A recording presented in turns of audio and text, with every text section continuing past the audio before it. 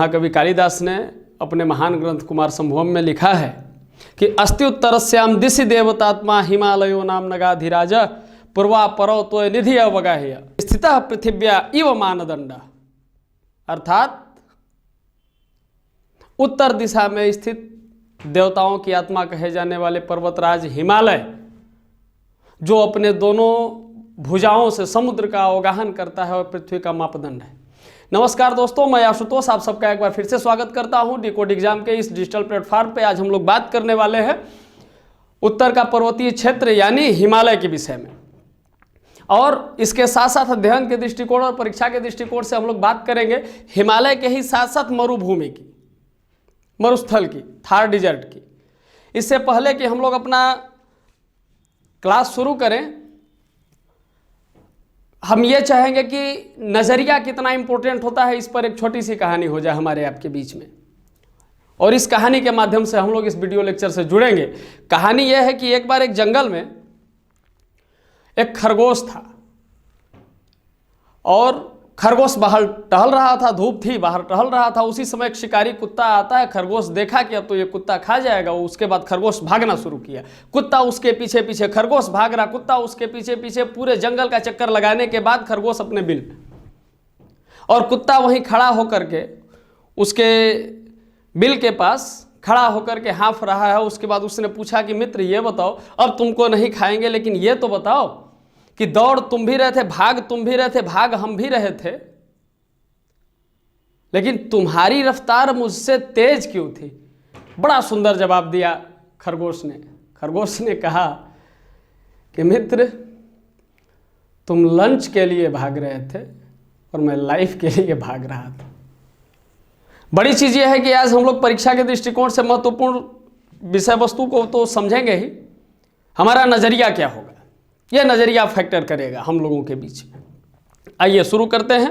लेकिन शुरू करने से पहले, जैसे कि हम लोगों ने देखा कि हिमालय की उत्पत्ति कैसे हुई, हम लोग उसको देख चुके हैं। प्राकृतिक विभाजन, भारत के प्राकृतिक विभाजन को हम लोगों ने देखा है। लेकिन हिमालय के विषय में जो कई अवधारणाएं हैं, जो कई तरीके के प्रश्न पूछे जाते हैं, उस अवधारणाओं के आधार पर खड़ा होकर के यदि हम प्रश्नों की विवेचना करें तो हम पाते हैं कि झारखंड PCS 2011 में पूछा गया था प्रश्न कि ग्रेट हिमालय की ऊंचाई क्या है। देखिए किस तरीके से प्रश्न आते हैं परीक्षा में, इसको ध्यान में रखना पड़ेगा। दूसरा, IS प्री 2017 के एग्जाम में पूछता है कि हिमालय का विस्तार, यहां विस्तार से है, यहां देखिए प्रश्न ऊंचाई से आया। अब दूसरा प्रश्न हिमालय के विस्तार से आता है कि इसका विस्तार भारत के कितने राज्यों से है, यह विस्तार हो गया। तीसरा, इसके बनावट पर आता है। बनावट क्या है? छत्तीसगढ़ PCS 2018 में इसका प्रश्न आता है कि नवीनतम श्रेणी का उदाहरण क्या है। उसमें कई एग्जाम्पल दे देता है, अरावली पर्वत का देता है, दक्कन का पठार का देता है और हिमालय का देता है। ये बनावट के काल से जुड़ा हुआ प्रश्न है। इसके बाद प्रश्न क्या आता है UP PCS 2008 में कि हिमाचल हिमालय का पर्याय, किस हिमालय का पर्यायवाची है? देखिए प्रश्न अब यहां इसके नाम से भी जुड़ा हुआ है। आगे हम बढ़ेंगे। अब एक जो अभी लेटेस्ट एग्जाम हुआ है UP PCS 2019 का, इसमें दो प्रश्न, दोनों प्रश्न कैसे हैं कि बृहत हिमालय की परतदार चट्टानें जीवाश्महीन हैं, और इसी के साथ एक प्रश्न और जुड़ा हुआ था कि लघु हिमालय की चट्टानों में समुद्री जीव जंतुओं के जीवाश्म पाए जाते हैं। देखिए यहां अब चट्टानों के, यहां इसकी भूगर्भिक संरचना के विषय में प्रश्न आ रहे हैं। तीसरा आता है इसकी लोकेशन के विषय में कि लघु हिमालय स्थित है मध्य में, यह इसकी अवस्थिति के विषय में प्रश्न पूछ रहा है। अब इन प्रश्नों को हम देखें तो 3-4 क्वेश्चन हमारे दिमाग में ऑटोमेटिकली आने चाहिए कि बृहद हिमालय, लघु हिमालय। इसका मतलब यह है कि हिमालय एक नहीं है, हिमालय को वर्गीकृत किया गया है।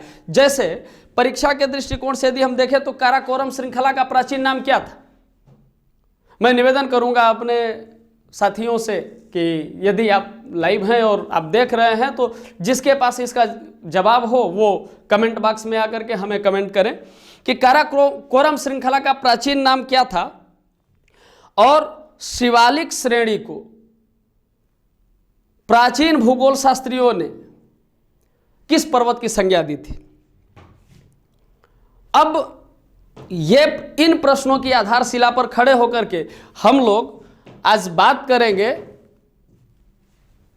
हिमालय, और पहले तो हिमालय को हम लोग देखेंगे, फिर भारत के मरुस्थल के विषय में हम लोग पढ़ेंगे।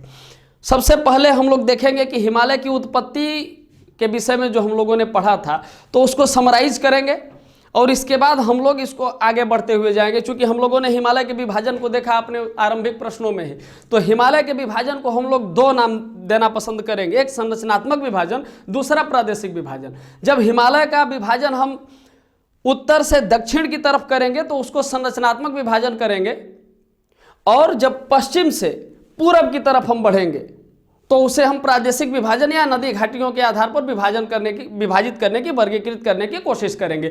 आइए सबसे पहले हम देखते हैं हिमालय के विषय में। तो जैसा कि सर्वविदित है कि हम लोग पहले भी पढ़े हुए हैं और तथ्यों की जानकारी भी है, पहले संपूर्ण हिमालय के विषय में हमें जानना चाहिए कि संपूर्ण हिमालय की संरचना, आकृति और इसका विस्तार क्या है और इसकी स्थिति क्या है। आइए देखते हैं। टेथिस सागर के अवसादी चट्टानों के बलित होकर ऊपर उठने से हिमालय का निर्माण हुआ। पहला प्रश्न कि अब चूंकि सागर है तो यहां समुद्री जीव जंतु जरूर रहे होंगे। अब हिमालय टेथिस सागर के बलित होकर ऊपर उठने का परिणाम है, तो ये जीव जंतु भी कहीं ना कहीं होंगे, लेकिन वो कहां होंगे ये हम लोग आगे देखेंगे। आगे बढ़ते हैं। विस्तार इसका क्या है, तो इसका विस्तार है पश्चिम में सिंधु नदी का मोड़। पश्चिम में सिंधु नदी का मोड़ कहाँ है, ये हमारी सिंधु नदी है, तो पश्चिम में सिंधु नदी के मोड़ से, देखिए इसको इस तरीके से समझना होगा, और यहां ये ब्रह्मपुत्र नदी के मोड़ तक, पश्चिम में सिंधु नदी के मोड़ और पूरब में ब्रह्मपुत्र नदी के मोड़ तक लगभग इसकी लंबाई पश्चिम से पूर्व 2500 किलोमीटर लंबा, और चौड़ाई पश्चिम से पूर्व हम देखेंगे तो 400 किमी से लेकर के 160 किमी तक इसकी चौड़ाई है। और इसका आकार कैसा है, तो आकार इसका धनुषाकार, धनुष के आकार का, लगभग 5 लाख वर्ग किमी क्षेत्र में विस्तृत है।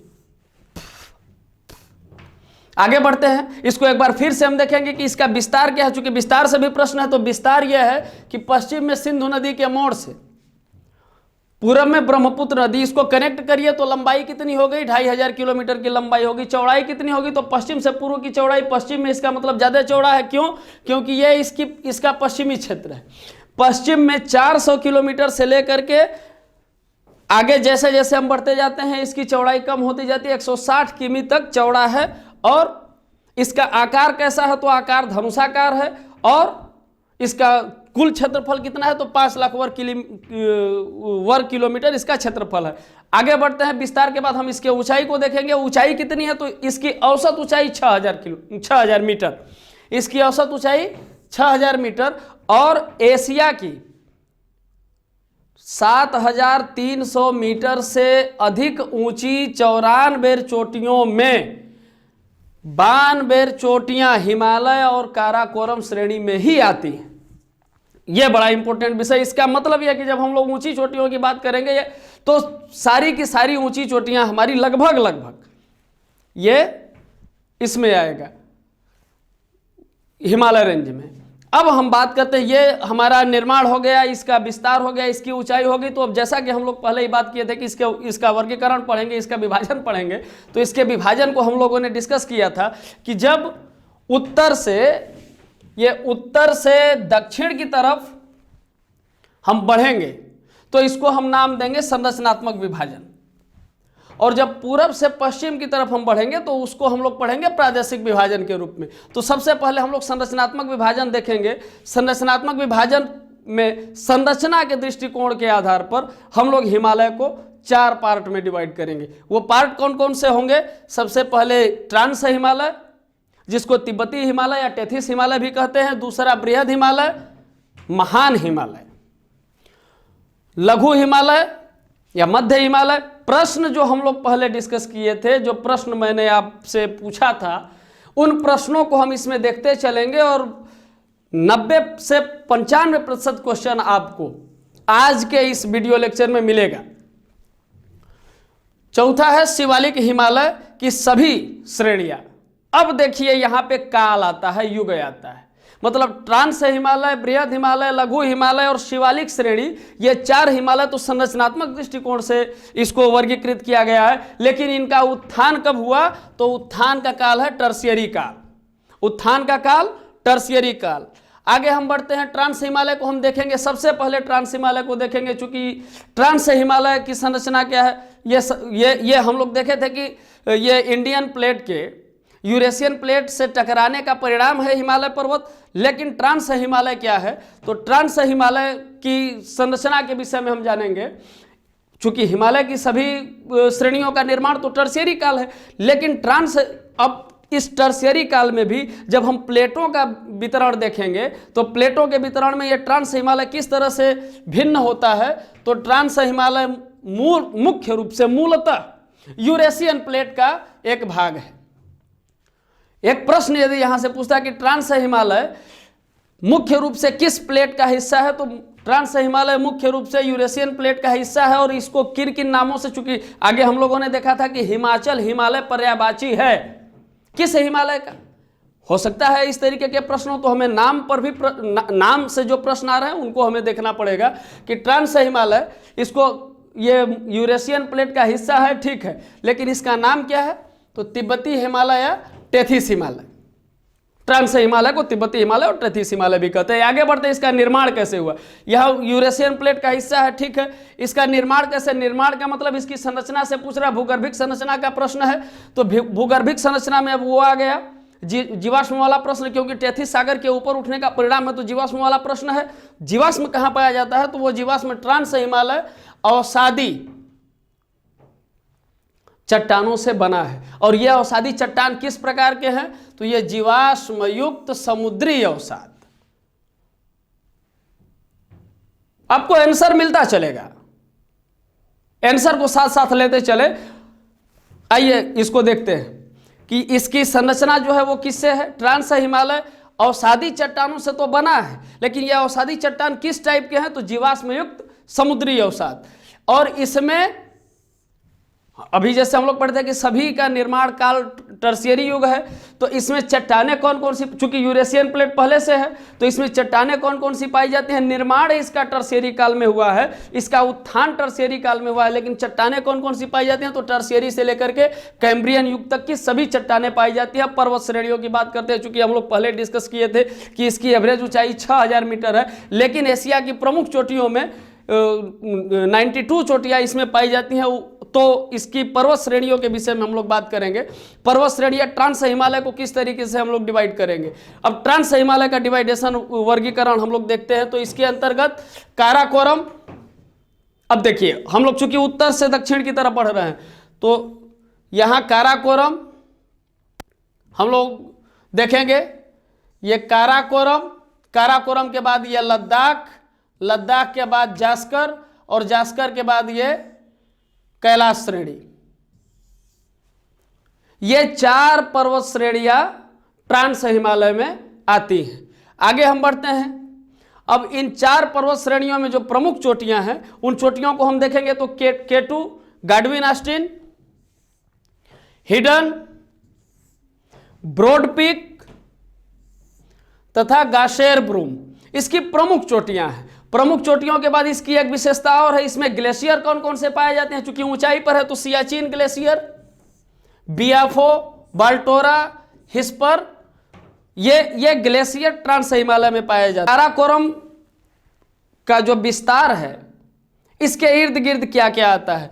काराकोरम के विस्तार के विषय में हम लोग पहले देखें। हम लोग चूंकि काराकोरम को इस रूप में देख रहे हैं, यह काराकोरम की अवस्थिति है।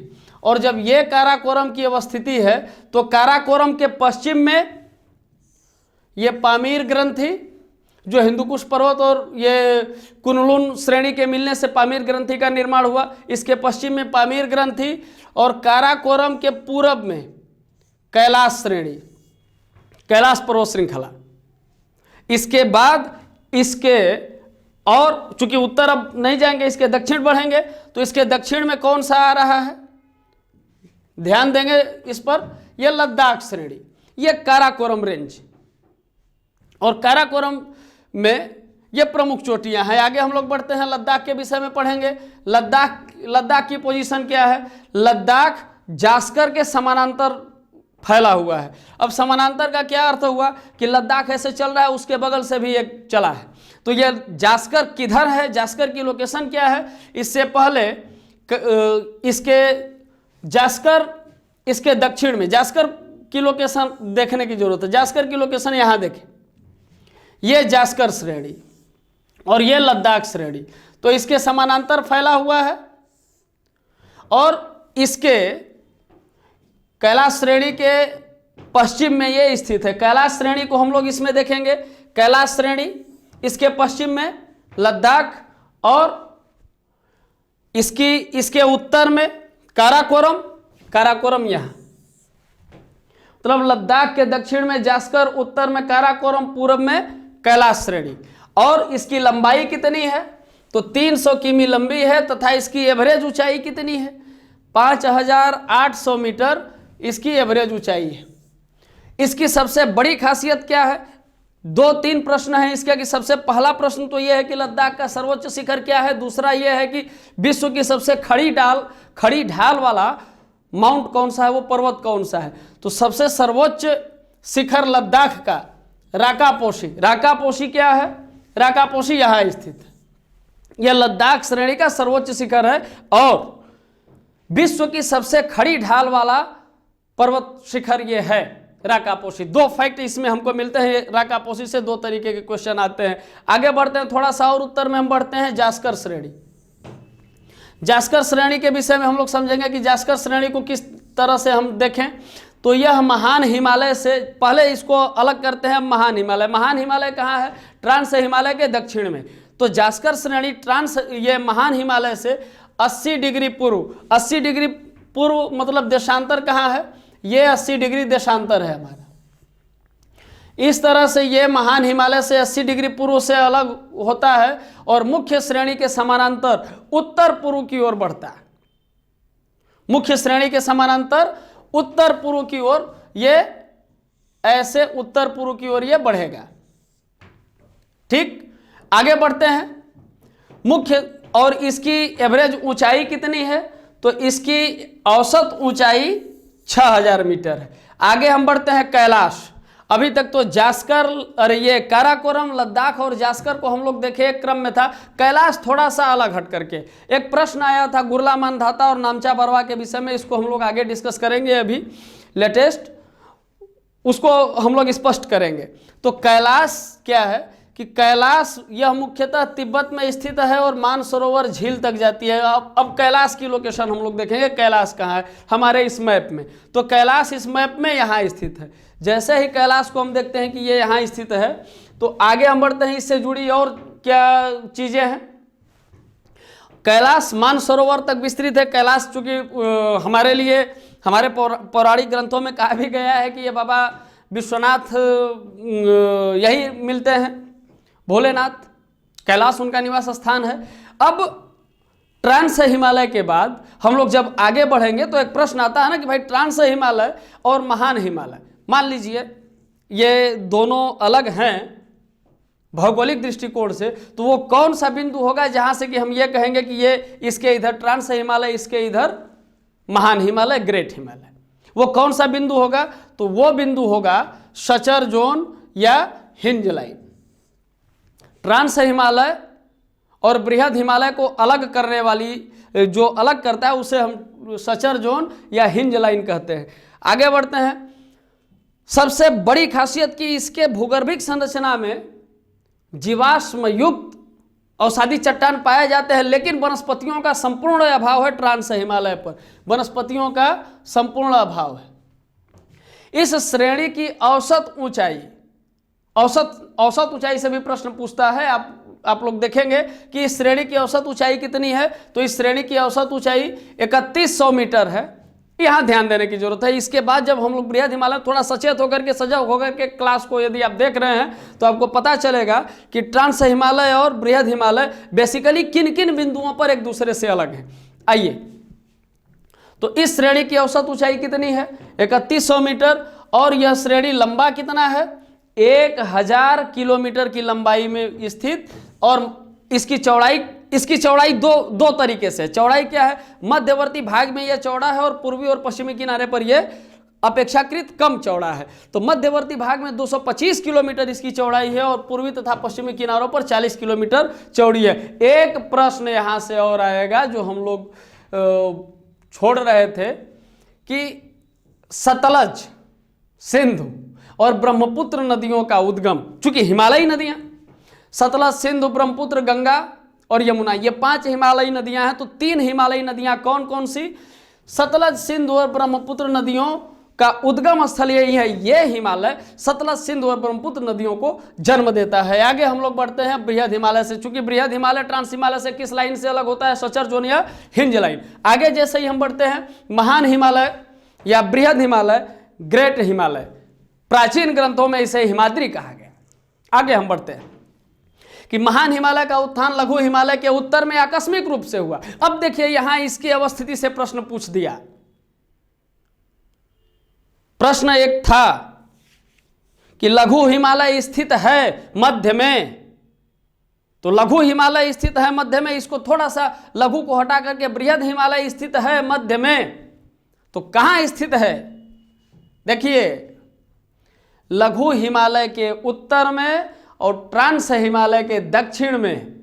ट्रांस हिमालय और लघु, ये महान हिमालय को अलग करने वाली सचर जोन या हिंज लाइन, तो ये ट्रांस हिमालय और ये लघु हिमालय। बीच में मध्य हिमालय, ये मध्य हिमालय बोल रहे हैं, महान हिमालय। महान हिमालय का उत्थान एक आकस्मिक प्रक्रिया है। लघु हिमालय के उत्तर में यह आकस्मिक रूप से हुआ और भारत के प्राचीन ग्रंथों में इसे हिमाद्री के नाम से पुकारा गया। अब इसके निर्माण को हम देखेंगे, चूंकि निर्माण एक ऐसा बिंदु है जिस पर कि हम सबको देखेंगे और ये ऐसे पॉइंट हैं जिस पर कि एक बिंदु से दूसरे बिंदु पर ये हिमालय आपस में अलग होते चले जाएंगे। तो आइए हम देखते हैं इसका निर्माण। इसका आंतरिक भाग आर्कियन शैलों, आर्कियन काल युग, आर्कियन शैलों की पहचान क्या है? ग्रेनाइट, नीस तथा शिस्ट और सिरे व पार्श्व अवसादी शैलों से निर्मित है। इसका मतलब इसका जो आंतरिक भाग है वो आर्कियन, इसकी आंतरिक भूगर्भिक संरचना है वो आर्कियन शैलों से बनी है। लेकिन जो पार्श्व किनारे हैं वो पार्श्व किनारे अवसादी चट्टानों से बने हुए हैं। आइए आगे बढ़ते हैं। अवसादी शैलों से निर्मित है। विस्तार इसका क्या है? तो इसकी लंबाई 2500 किमी तथा चौड़ाई 25 किलोमीटर। यह सिंधु नदी के मोड़ से ब्रह्मपुत्र नदी के मोड़ तक विस्तृत है। सबसे अधिक लंबाई किसकी है? महान हिमालय की। ऊंचाई देखिए, अब यह प्रश्न आता है जिसमें कई लोग कंफ्यूज थे। अभी यूपी पीसीएस में प्रश्न था कि गुरला मानधाता ये कौन सा पर्वत भारत में नहीं है। कुछ लोग नामचा बरवा को भी कर रहे थे। मैं निवेदन करूंगा कि कक्षा 9 की एनसीईआरटी उठा करके आप देखेंगे, क्लास 9th की एनसीईआरटी में शायद क्लास 9th ही है कि नामचा बरवा को उसने भारत में दिखाया है। और गुरला मानधाता चूंकि कैलाश श्रेणी के सम्मुख स्थित है मानसरोवर झील के पास, तो गुरला मानधाता स्पष्ट रूप से भारतीय भूभाग का हिस्सा नहीं है, भारत में पड़ने वाला वो पर्वत शिखर नहीं है। खैर आगे हम बढ़ते हैं। इसकी ऊंचाई कैसे देखेंगे? तो पश्चिम में नंगा पर्वत और पूरब में नामचा बरवा। पश्चिम में सिंधु नदी के मोड़ से लेकर के ब्रह्मपुत्र नदी के मोड़ तक इसकी लंबाई तो हमने देख लिया, लेकिन 2 बिंदुओं को और निर्धारित कर दें कि पश्चिम में नंगा पर्वत और पूर्व में नामचा बरवा। नंगा पर्वत की ऊंचाई 8126 मीटर तथा पूर्व में नामचा बरवा 7756 मीटर तक विस्तृत। इसकी औसत ऊंचाई 6100 मीटर। इसकी औसत ऊंचाई, बृहद हिमालय की औसत ऊंचाई 6100 मीटर। ट्रांस हिमालय की औसत ऊंचाई कितनी थी? ट्रांस हिमालय और बृहद हिमालय के ऊंचाई में अंतर है, इसके बनावट में अंतर है, क्लियर। और नदियों के उद्गम स्थल के रूप में ट्रांस हिमालय, सिंधु, सतलज और ब्रह्मपुत्र नदियों को जन्म देता है। आगे बढ़ते हैं, औसत ऊंचाई के बाद इसको और देखेंगे कि और क्या क्या चीजें हैं इसमें। तो इसमें जो पर्वत चोटियां हैं, उन पर्वत चोटियों को हम देखेंगे। बृहद हिमालय की जो पर्वत चोटियां हैं, प्रमुख पर्वत चोटियां, वो प्रमुख पर्वत चोटियां क्या है? एवरेस्ट, विश्व की सबसे ऊंची चोटी एवरेस्ट, 8,848 मीटर, देश Nepal. Kanchenjunga 8,597 metre, Bharat. Makalu 8,481 metre, Nepal. Dhaulagiri 8,172 metre, Nepal. Nanga Parbat 8,126 metre, Bharat. Annapurna 8,078 metre, Nepal. Nanda Devi 7,817 metre, Bharat. और नामचा बरवा, यहाँ हालांकि तिब्बत दिया हुआ है, लेकिन एनसीईआरटी उठा करके हम लोग पढ़ते हैं तो उसको भारत में दिखाया गया। प्रमुख हिमनद कौन कौन से हैं? तो इसमें प्रमुख हिमनद, वहाँ ग्लेशियर हम लोग पढ़े थे, यहाँ हिमनदों को हम लोग पढ़ रहे हैं। प्रमुख हिमनद कौन कौन से हैं? तो मिलाम हिमनद किस में पड़ता है? कुमायूं हिमालय में। गंगोत्री।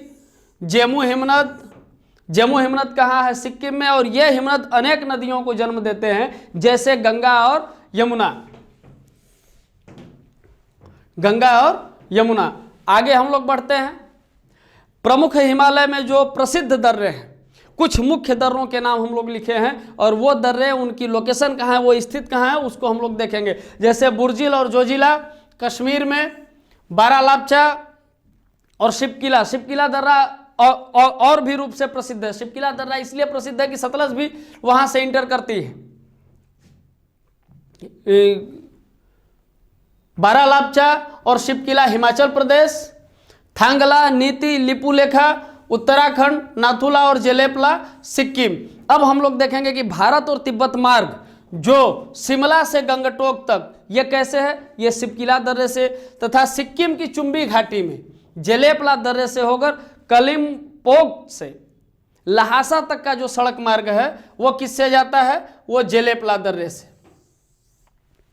अब चूंकि महान हिमालय और ट्रांस हिमालय के बीच में सचर जोन था या हिंज लाइन था, तो महान हिमालय, चूंकि देखिए संरचनात्मक विभाजन है, कई हिमालय, हम लोग 3-4 हिमालय के विषय में शुरू में ही डिस्कस किए थे।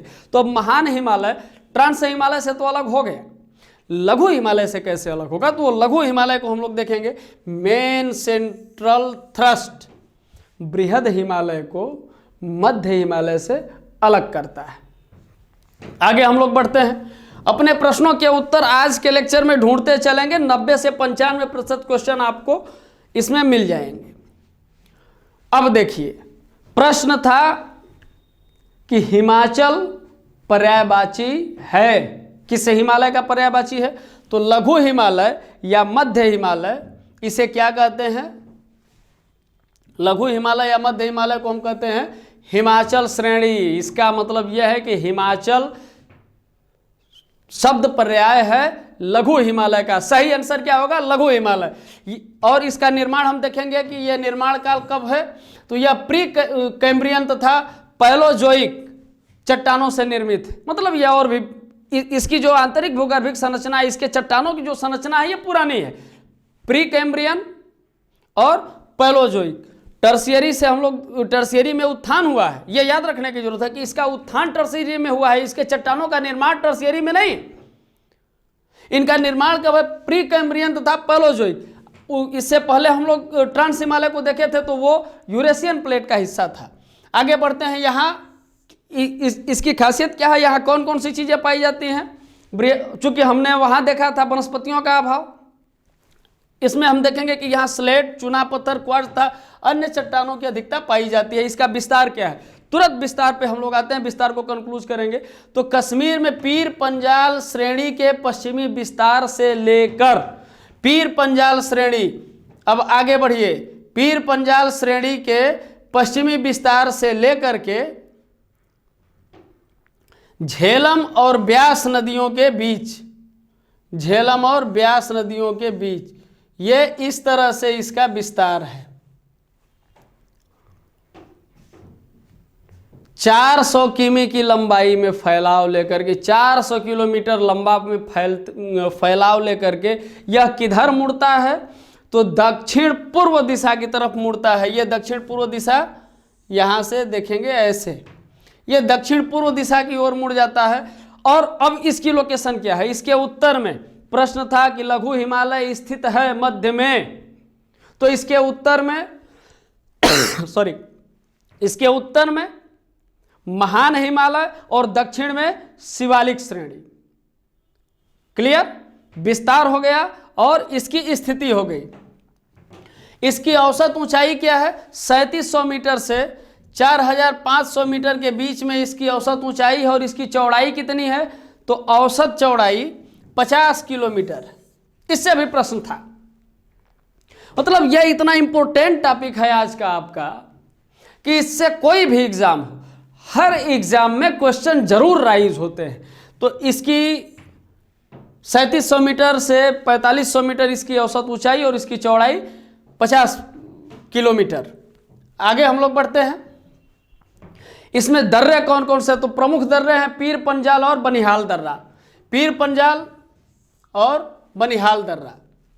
आगे जैसे ही हम आगे बढ़ते हैं, पर्वत श्रेणी कौन कौन सी हैं? तो पीर पंजाल, धौलाधर, महाभारत, नाग, रीवा तथा मंसूरी, ये इसकी प्रमुख पर्वत चोटियां। हालांकि धौलाधर के विस्तार को ही आगे जैसे हम बढ़ते हैं तो महाभारत और अन्य नामों से पुकारा जाता है, लेकिन हम उसको उसी रूप में एक्सेप्ट करेंगे। वनस्पतियां कौन कौन सी हैं? अब यहाँ वनस्पतियों की बारी आती है कि वनस्पतियां कौन कौन सी हैं। तो वनस्पतियों में बहुत सारी, वनस्पति की बहुत बड़ी परिभाषा है, लेकिन हम देखेंगे कि यहाँ किस किस तरीके की वनस्पतियों के विषय में हम चर्चा कर पाते हैं। तो सबसे पहले यहाँ इसके ढालों पर तो घास के मैदान मिलते हैं, लेकिन वन भी मिलते हैं। और वन का स्वरूप क्या है? तो यहाँ कोणधारी वन मिलते हैं। यहाँ कोणधारी उनका ये वन मिलते हैं। और इसके ढालों पर घास के मैदान होते हैं। घास के मैदानों को अलग अलग रूप में क्या कहा जाए? जैसे गुलमर्ग, सोनमर्ग, टनमर्ग। और इधर उत्तराखंड में जब हम बढ़ते हैं तो उसे बुग्याल या प्यार कहते हैं। कश्मीर में इन्हें मर्ग कहते हैं और उत्तरांचल में हम इसको बुग्याल या प्यार कहते हैं। आगे बढ़ते हैं। घाटी कौन कौन सी है? घाटी देखिए, घाटी कहाँ आई? लघु हिमालय में आती है। तो घाटियों में कौन कौन सी है? कश्मीर घाटी, कांगड़ा व कुल्लू घाटी हिमाचल प्रदेश में। कश्मीर घाटी सर्वविदित है। कश्मीर घाटी तो सर्वविदित है ना भाई। अब कांगड़ा और कुल्लू घाटी तथा पूर्व में काठमांडू घाटी जो नेपाल में, यह इसकी घाटियों का विस्तार है। यहां से प्रश्न भी आते हैं। और पर्यटन स्थल भी हम देख लें।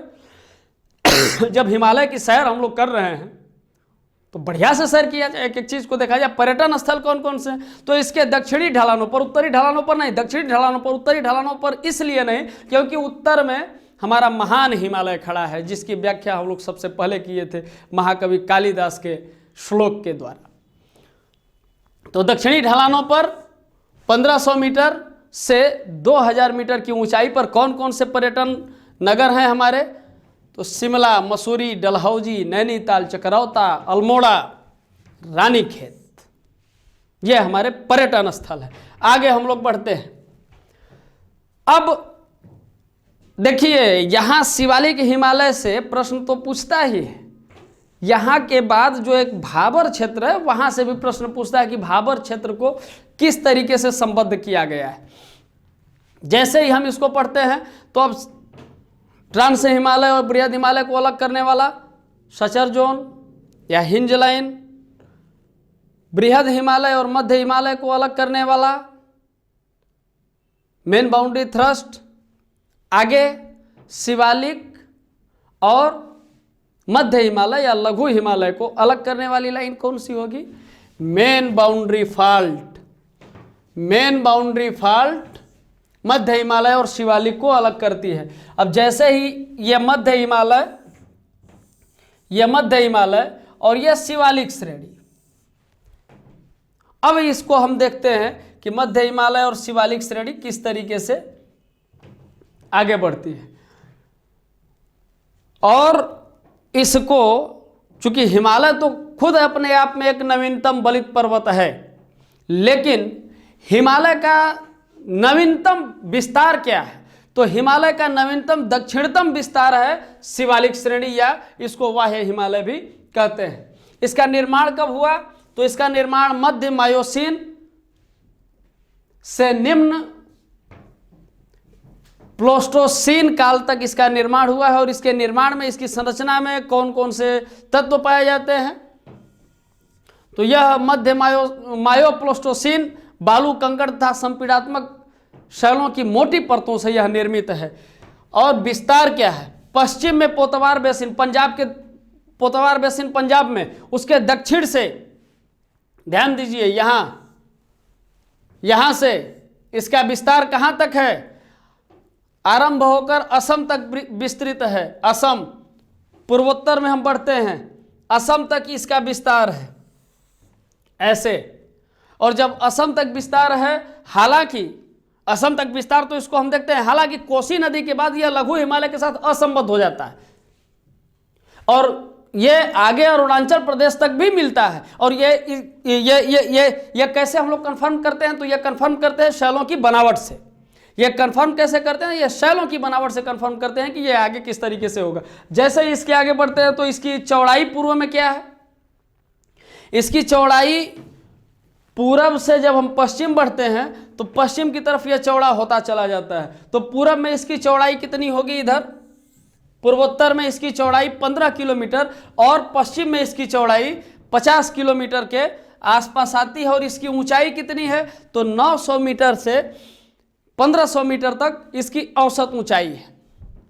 900 मीटर से 1500 मीटर इसकी औसत ऊंचाई है। इसके आगे हम जैसे ही बढ़ते हैं देखेंगे कि इसको किन विभिन्न नामों से बुलाया जाता है। तो विभिन्न नाम कौन कौन से हैं? जम्मू में इसे जम्मू पहाड़ी, अरुणाचल प्रदेश में डाफला, मिरी, अबोर और मिशमी के नाम से इसको हम पुकारते हैं। मतलब पश्चिम और पूरब में यदि उठा करके हम देखें तो पश्चिम में इसे जम्मू पहाड़ी और पूरब में, पूरब मतलब अरुणाचल प्रदेश, डाफला, मिरी, अबोर और मिशमी पहाड़ियों के नाम से जाना जाता है। किसको? शिवालिक या वाह्य हिमालय को। आगे बढ़ते हैं। दून या द्वार। दून क्या है? तो शिवालिक और मध्य हिमालय के बीच में पाई जाने वाली घाटियों को पश्चिम में दून कहा जाता है। देहरादून, कोटली दून, पाटली दून, ये पश्चिम में दून बोले जाते हैं और पूर्व में इनको क्या बोला जाता है?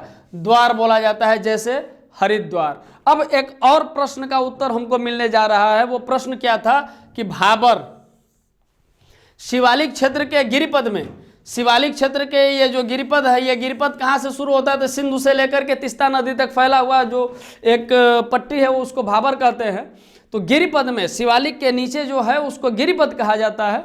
गिरिपद में पश्चिम में सिंधु और पूर्व में तीस्ता के बीच फैले भाग को तीस्ता नदी, पश्चिम से पूर्व तक तीस्ता नदी तक ये फैले हुए इस भाग को एक मोटी पट्टी, एक 8 किलोमीटर से 16 किलोमीटर तक की चौड़ाई का विस्तार लिए हुए पट्टी को, जिसे गिरिपद क्षेत्र कहते हैं, उसको हम भाबर के नाम से जानते हैं। भाबर के नाम से जानते हैं। और इस भाबर के बाद हम लोगों को पढ़ना होगा उत्तर का विशाल मैदान। हम लोग अब इसको कंक्लूड करते हैं। उत्तर से दक्षिण की संरचना को ट्रांस हिमालय के विषय में हम लोग पढ़े, बृहद हिमालय के, मध्य हिमालय के और शिवालिक के। और जैसे ही इन चीज़ों के विषय में हम लोग देखें तो अब ये देखना है कि ये अलग कैसे होते हैं। तो ये सचर जोन ट्रांस हिमालय और बृहद हिमालय को अलग करता है। मेन सेंट्रल थ्रस्ट बृहद हिमालय और मध्य हिमालय को अलग करता है। और मध्य हिमालय और शिवालिक श्रेणी को कौन अलग करता है? मेन सीमांत दर्रा, मेन बाउंड्री फॉल्ट। और हिमालय को उत्तर के मैदान से अलग कैसे पहचाना जाएगा? तो ये भाबर का क्षेत्र, भाबर को चूंकि हम लोग मिट्टी के रूप में पढ़ेंगे उत्तर के मैदान में, तो इस तरीके से हम लोग उत्तर से दक्षिण की संपूर्ण संरचनात्मक विभाजन को देखें। अब बारी आती है कि इसको पश्चिम से पूर्व की तरफ हम देखें, चूंकि नदियों का उद्गम भी है, अलग अलग तरीके से चीज़ें हम लोगों के सामने आएंगी। उसको हम लोग देखते हैं कि इसको किस तरीके से डिवाइड किया गया है। तो पश्चिम से पूर्व की तरफ हम बढ़ते हैं। पश्चिम से पूर्व की तरफ जब हम बढ़ेंगे तो सिंधु नदी और सतलज नदी, सिंधु नदी और सतलज नदी के बीच का जो एरिया है उसको हम किस नाम से जानते हैं? कश्मीर या पंजाब हिमालय। कश्मीर या पंजाब हिमालय। अब दूसरा यहाँ सतलज नदी है और सतलज नदी के बाद ये काली नदी, इसका मतलब ये एरिया किस में आएगा? तो कुमायूं हिमालय में। सतलज नदी और काली नदी के बीच का जो एरिया है वो कुमायूं हिमालय में। तीसरा काली नदी, ये काली नदी और ये तीस्ता नदी, काली नदी और तीस्ता नदी के बीच का जो एरिया है ये किस में आएगा? नेपाल हिमालय में। तीस्ता और दिहांग, दिहांग का मतलब ब्रह्मपुत्र नदी जहां मोड़ लेती है नामचा बरवा के आसपास, दिहांग महाखड्ड का निर्माण करती है। तो तीस्ता और दिहांग महाखड्ड के बीच का जो एरिया है ये ब्रह्मपुत्र नदी है। या इस तरह से ये ब्रह्मपुत्र नदी आ रही है, ये ब्रह्मपुत्र नदी है। तीस्ता और दिहांग के बीच का जो एरिया है ये एरिया ये किस में आएगा? तो असम हिमालय में। इसके बाद पूर्वी या पूर्वांचल पहाड़ियां जो कहा गया है, यहां से एक तीखा मोड़ लेते हुए हिमालय दक्षिण पूर्व के पूर्वोत्तर राज्यों में फैल जाता है, विस्तार लेता है अपना, उसको पूर्वांचल या पूर्वी पहाड़ियां कहते हैं। आइए देखते हैं इसमें क्या महत्वपूर्ण है। तो सबसे पहले हम इसको देखेंगे, किसको? तो पंजाब हिमालय को जो सिंधु और सतलज नदी के बीच में विस्तृत है, कश्मीर व हिमाचल प्रदेश तक विस्तृत, वो सिंधु तथा सतलज नदियों के मध्य, इसकी लंबाई कितनी है? 560 किलोमीटर। इसकी लंबाई कितनी होगी? 560 किलोमीटर लंबाई में स्थित है। और कौन कौन सी श्रेणियां महत्वपूर्ण है इसमें? तो जास्कर, लद्दाख, काराकोरम, पीर पंजल और धौलाधर, ये महत्वपूर्ण पर्वत चोटियां हैं, महत्वपूर्ण पर्वत श्रेणियां हैं। दूसरा हम देखते हैं इसमें ये कुमायूं हिमालय। कुमायूं हिमालय कहां से कहां तक है? तो सतलज नदी से लेकर के काली नदी तक विस्तृत ये कुमायूं हिमालय। इसकी लंबाई कितनी है? 320 किलोमीटर लंबा यह क्षेत्र उत्तराखंड में स्थित है। कहाँ स्थित है कुमायूं हिमालय? उत्तराखंड में। और इसको क्या कहते हैं? इसका पूर्वी भाग, इसका पूर्वी भाग कुमायूं व पश्चिमी भाग गढ़वाल के रूप में प्रसिद्ध है। कुमायूं हिमालय सतलज और काली नदी के बीच में विस्तृत 320 किमी लंबा यह क्षेत्र उत्तराखंड में स्थित है। इसका पूर्वी भाग क्या बोला जाता है? पूर्वी भाग कुमायूं और पश्चिमी भाग गढ़वाल के रूप में प्रसिद्ध है। इसकी प्रमुख चोटियां कौन कौन सी हैं? इसमें कुमायूं हिमालय में प्रसिद्ध चोटियां कौन कौन सी हैं? तो बद्रीनाथ, केदारनाथ, त्रिशूल, गंगोत्री और नंदा देवी। आगे हम बढ़ते हैं, इसमें ताल कौन कौन से आते हैं? नैनीताल, सात ताल और भूमिताल इसके प्रमुख ताल हैं। दर्रे कौन कौन से हैं? तो माना या मीना दर्रा और नीति दर्रे इसे तिब्बत से जोड़ते हैं। कुछ और भी आगे बढ़ते हैं। नेपाल हिमालय, ये हमारा हुआ नेपाल हिमालय, काली और तीस्ता नदी के बीच तक विस्तृत नेपाल हिमालय, काली और तीस्ता नदियों के बीच में। इसकी लंबाई कितनी है? सर्वाधिक लंबाई इसी की है, 800 किलोमीटर लंबा यह क्षेत्र नेपाल तक फैला हुआ है। इसमें प्रमुख चोटियां कौन कौन सी आएंगी? कंचनजंगा, मकालू और एवरेस्ट इसमें आएंगी नेपाल हिमालय में। आगे हम बढ़ते हैं। दो प्रश्न पूछ सकता है कि ये किस हिमालय का पार्ट है? यदि नेपाल हिमालय दिया है तो वहां, या फिर यह बृहद हिमालय का पार्ट है, लघु हिमालय का पार्ट है, किसका पार्ट है? आप लोग कमेंट करके मुझे बताएंगे। और इसमें घाटी कौन सी है? काठमांडू घाटी है, जो हम लोग काठमांडू घाटी पढ़े थे कि कश्मीर घाटी और पूर्व में काठमांडू घाटी। तो काठमांडू घाटी प्रादेशिक रूप से पूर्व से पश्चिम के विभाजन में जब हम देखते हैं तो ये नेपाल हिमालय का पार्ट है। अब इसके बाद हम लोग जैसा कि पहले ही डिस्कस किए थे कि असम हिमालय, असम हिमालय कहाँ से कहाँ तक आता है? तो तीस्ता से लेकर के दिहांग महाखड्ड तक। असम हिमालय की लंबाई कितनी है? 720 किमी लंबा यह क्षेत्र है। और इसमें राज्य कौन कौन से आते हैं? तो सिक्किम, असम, अरुणाचल प्रदेश, ये भारतीय राज्य है, और ये भूटान देश हमारा पड़ोसी देश वहां तक विस्तृत है। इसमें प्रमुख चोटियां कौन कौन सी हैं? कुल्ला, कांगड़ा, चुमलहारी, काम्बस, जांग, सांगला और पौहनी। इसमें दर्रे कौन कौन से महत्वपूर्ण हैं? तो दर्रे हैं जलेपला, बूमला, सेला, तुंगा, यांग्याप, कांगड़ी और कारपोला। नदियां कौन कौन सी हैं इसमें? दिबांग, दिहांग और लोहित। आगे हम बढ़ते हैं। जैसे ही आगे हम बढ़ेंगे, अब पूर्वी पहाड़ियां, इस दिहांग महाखड्ड के बाद हिमालय दक्षिण पूर्व की तरफ तीखा मोड़ लेता है और मुड़ जाता है। चूंकि हिमालय मोड़दार नवीन बलित पर्वत का उदाहरण है, तो ये तीखा मोड़ लेकर के मुड़ता है, और जब तीखा मोड़ लेकर के मुड़ता है तो ये इस तरह से इसका विस्तार होता है, और इसके इस विस्तार को हम कहते हैं पूर्वी पहाड़ी या पूर्वांचल पहाड़ी। इसमें प्रमुख चोटियां कौन कौन सी हैं? तो इसमें पटकाई, नागा, मिजो और मणिपुर, इस तरीके से इन चोटियों का विस्तार है। ये काफी महत्वपूर्ण चोटियां हैं और इनसे अक्सर कई प्रश्न पूछे जाते हैं। एक प्रश्न इसमें हम लोग और डिस्कस करना चाहेंगे, हम चाहेंगे कि इसका जो विस्तार था हिमालय का, संपूर्ण हिमालय का जो विस्तार भारतीय राज्यों से यदि पूछा जाए, जैसा कि प्रश्न पूछा गया था IAS प्री 2017 में कि इसके अंतर्गत कौन कौन से भारतीय राज्य हैं, तो नए संशोधित नक्शे के अनुसार अब उसको हम इस नज़र से देखेंगे कि जम्मू कश्मीर, लद्दाख, हिमाचल प्रदेश, उत्तराखंड, सिक्किम, अरुणाचल प्रदेश, मेघालय, नागालैंड, मिजोरम, त्रिपुरा और मणिपुर, इसके अतिरिक्त पश्चिम बंगाल और असम भी आते हैं। ये हमारा एक इसका आंसर है। आगे हम बढ़ते हैं। भारतीय मरुस्थल अध्ययन के दृष्टिकोण से दो प्राकृतिक क्षेत्रों को हम लोग एक साथ रख करके पढ़ने की कोशिश किए हैं, ताकि कम समय में अधिक से अधिक चीज़ों पर चर्चा हो सके और ये फैक्ट, ये तथ्यपूर्ण चर्चा हो, जिसमें कि महत्वपूर्ण चीज़ों को ही हम लोग शामिल करें जो परीक्षा के दृष्टिकोण से बहुत उपयोगी हैं। इसके बाद अब मरुस्थल की हम बात करते हैं, तो भारत के मरुस्थल का विस्तार हम लोग उसमें भी देखे हैं। चूंकि यहाँ से कई तरीके के प्रश्न होते हैं, तो भारत के मरुस्थल का जो विस्तार है वो इस तरीके से, अरावली पर्वत के पश्चिम राजस्थान में विस्तृत थार का महान मरुस्थल, ये भारत का मरुस्थल, और ये भारत और पाकिस्तान तक विस्तृत है, लेकिन हम लोग इसको इस तरीके से देखेंगे। इसके विषय में क्या कहा जाता है? एक क्वेश्चन था, थार डिजर्ट से क्वेश्चन था, तो उसमें सही आंसर था कि ये क्वेश्चन था कि ये किसका विस्तार है या ये किस क्षेत्र में आता है। आंसर वहाँ नदियों का नाम दे दिया था। तो नदियों के नाम में सिंधु नदी इसके पश्चिम से, थार डिजर्ट के यहाँ इसके पश्चिम से ये सिंधु नदी का विस्तृत एरिया है, ये एरिया सिंधु नदी का है।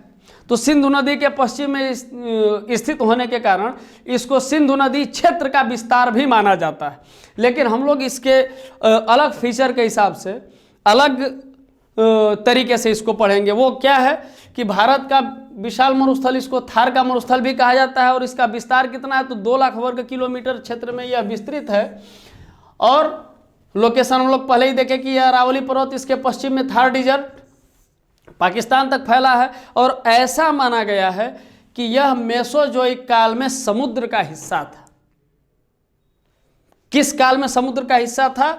तो मेसोजोइक काल में यह समुद्र का हिस्सा था। और इसकी एक महत्वपूर्ण चीज क्या है कि इस क्षेत्र की भूगर्भिक संरचना यह बताती है कि यह प्रायद्वीपीय पठार का विस्तार है। प्रायद्वीपीय